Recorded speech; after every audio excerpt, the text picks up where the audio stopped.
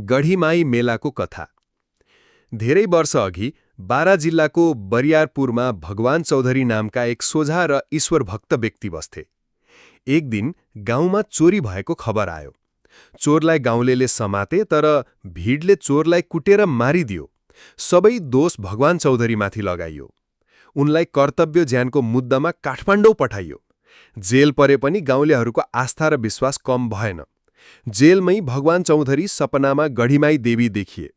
देवीले भनिन्, मलाई आफ्नो गाउँमा लैजा, तब तिमी र गाउँले सबैको जीवन सुख शान्ति हुनेछ। चमत्कार भयो। चौधरी जेलमुक्त भए। त्यसपछि उनले देवीको त्रिशूल गाडेर गढीमाई मन्दिर स्थापना गरे।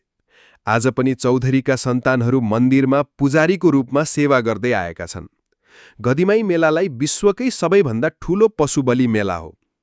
नेपाल मात्र नभई भारत, बङ्गलादेश र अन्य मुलुकबाट समेत लाखौं भक्तजन यहाँ पुगी बलि चढाउने गर्छन्। सच्चा आस्था र भक्तिले सङ्कटमा पनि आशा र विजय ल्याउँछ।